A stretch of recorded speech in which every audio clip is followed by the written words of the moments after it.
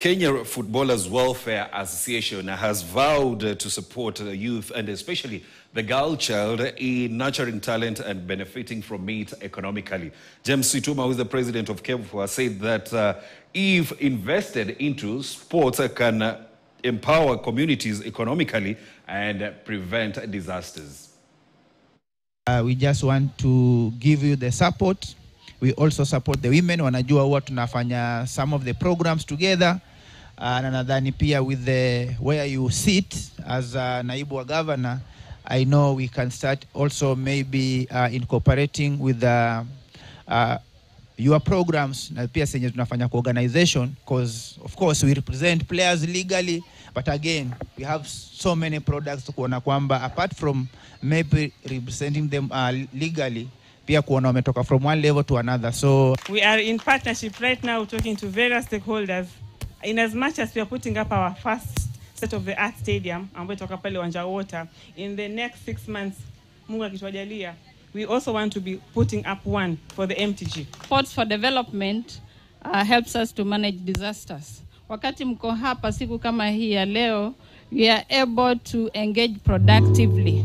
Our youth are here today. They would have chosen to be engaging in other activities out there, lakini tuko hapa. So we really want to encourage us as youths, as the community, tuendelee kucheza, tuendelee kuengage productively katika mambo kama haya.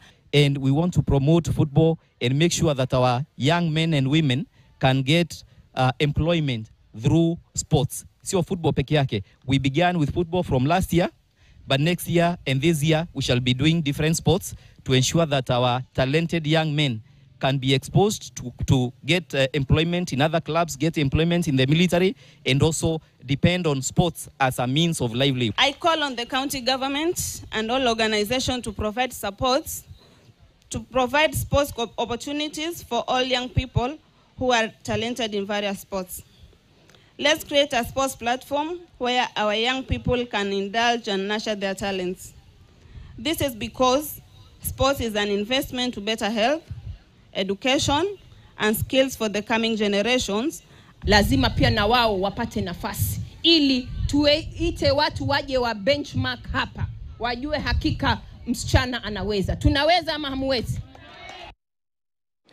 Yes, I want us to take a short break. When we come back, Davis Berry will be giving us updates on what is happening at Nyayo Gymnasium, where the National Basketball League is currently ongoing. Aside from that, we'll be taking a look at the results from matches that were played yesterday in the English Premier League, as well as taking a look at what to expect in the big match of the day. Manchester United at home taking on Liverpool. That will be after the break.